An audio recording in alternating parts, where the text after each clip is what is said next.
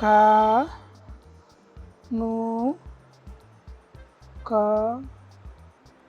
Yeah pen పడతలేదు. ఏయ్ నా ఫోన్ తో ఏం చేస్తున్నావు? పెన్నుతో నేను రాస్తున్నావు.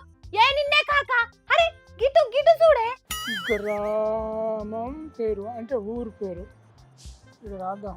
3 చెక్కల పల్లె. అబ్బాయి పెన్ను పడతలేదు.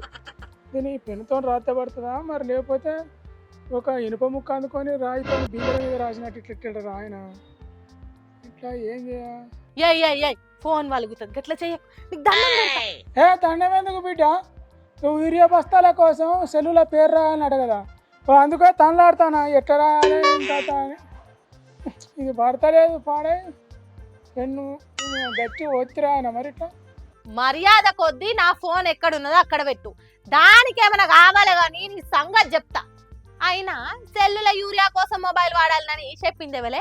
ఇంకేవాళ్ళు, మన సర్కారే చెప్పింది. యూరియా బస్తాల కోసం సెల్లులో రాసి పెడితే ఇంటికి వస్తాయట కదా బస్తాలు.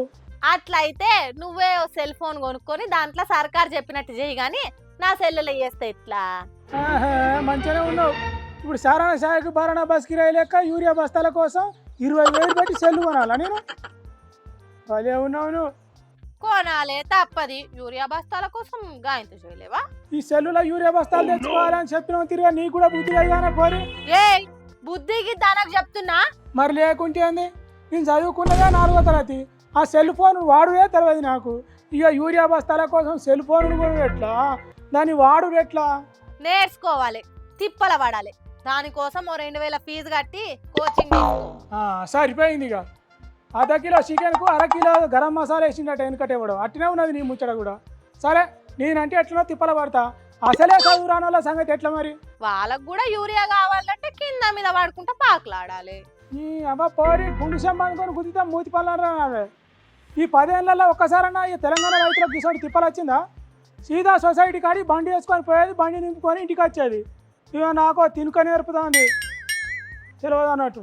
నీ అవ్వ అప్పుడు వేరు ఇప్పుడు వేరు. సర్కార్ మారింది కదా, అందుకే గిట్లా. అబ్బా సర్కారు మారంగానే రైతులకు చదువు వచ్చిందా? సెల్ ఫోన్ వాడు వచ్చిందా? ఏమో కొత్త ముచ్చట చెప్తాను. అరే ఇప్పుడు నేనేమన్నా గంతకరం అవుతున్నావు? రైతు పేరు, పట్టా, పాస్బుక్, ఆధార్ కార్డుకి ఇట్లా అన్ని వివరాలు రాయాలన్నట. అవునట, రాయాలన్నట కదా.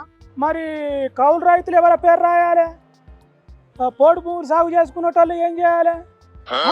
భూమి సాగు చేసుకుంటా ఉన్నా కూడా పట్టా పాస్బుక్ పెట్టుకోవాలి. అంటే వాళ్ళకి ఇయ్యరా యూరియా? వాళ్ళకు రాదన్నట్ట. అది కూడా కరెక్టే. మరి వాళ్ళ సంగతి ఏందో.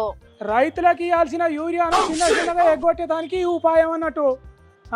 నాయన యూరియా ఉంటుంది కదా, అది తీసుకొచ్చి నాణ్యమైన యూరియాను లేకుండా చేద్దామని చూస్తాను. అబ్బా ఇదో ఇక మాత్రం ఉపాయం చేసి రబ్బా గీత తిప్పల పెట్టారు దేవుడా. ఈ అన్ని ముచ్చట్లు నీకెట్లా తెలిసి? నీ లెక్క కాదు, నేను అన్నీ తెలుసుకుంటా. పెద్ద పెద్దలు మాట్లాడుతా అంటే నా చెవులు ఏం చేస్తాయి? అన్నీ ఇంటా ఇళ్ళగా మంచిగా నెదట్లకి ఎక్కించుకుంటా. ఎటువారా? అవునే, చిన్న చిన్నగా రైతులకు యూరియా ఇవ్వకుండా చేసేదానికే సర్కార్లు వేస్తున్న ఎత్తులని అంటారు చాలా మంది. సరే కానీ ఇక నీ సెల్లులో నా పేరు రాసుకుంటానా? మొక్కజొన్నకు యూరియా వేయాలి, 5 బత్తాలు కావాలి అర్జెంటుగా. ఎట్లా రాయాలి? ఇది రాసుకుంటాను, ఏమనుకోకు. లే సెల్లు లేదేం లేదు. ఏడున్న ఫోన్ అక్కడనే చక్కగా పెట్టు, లేకుంటే చేతులు ఇరగొడతా. అవా నీ కళ్ళు మండగా నేను మంది ఎవరు వందానా? నీకు అనుకున్నదే సెల్లు చెత్త కుప్పలు దొరికిన సెకండ్ హ్యాండ్ పళ్ళు ఎత్తే 7 ముక్కలు అవుతుంది. ఇప్పుడు నాకు మొక్కజొన్నకు యూరియా కావాలంటే ఎట్లనో ఏమో సేనంత ఎర్రబడేటట్టున్నది. రాహుల్ గాని కన్నా ఫోన్ చెప్తా.